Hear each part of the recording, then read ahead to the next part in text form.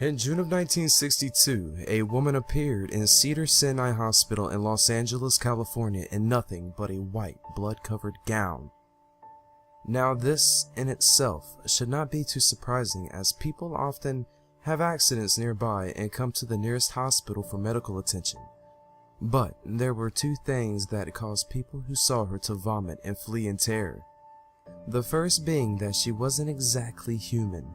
She resembled something close to a mannequin, but had the dexterity and fluidity of a normal human being. Her face was as flawless as a mannequin's, devoid of eyebrows and smeared in makeup. There was a kitten clamped in her jaws so unnaturally tight that no teeth could be seen, and the blood was still squirting out over her gown and onto the floor. She then pulled it out of her mouth, tossed it aside, and collapsed.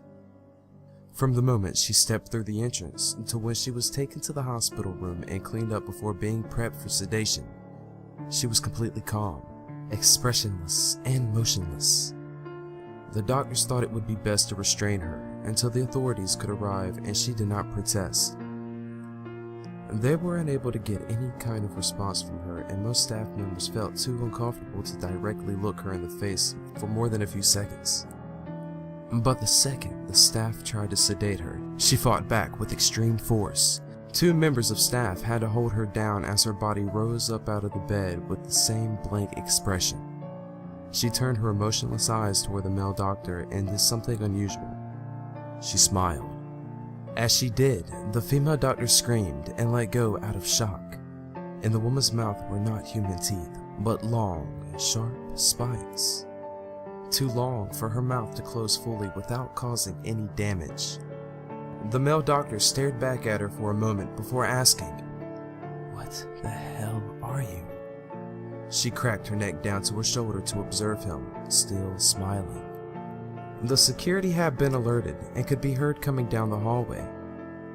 As he heard them approach, she darted forward, sinking her teeth into the front of his throat, ripping at his jugular and letting him fall to the floor, gasping for air as he choked on his own blood. She stood up and leaned over him, her face coming dangerously close to his as the life faded from his eyes.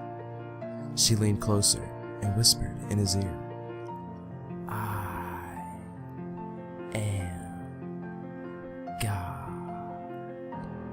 The doctor's eyes filled with fear as he watched her calmly walk away to greet the security men. His last ever sight would be watching her feast on them one by one. The female doctor who survived the incident named her the Expressionless. There was never a sighting of her again.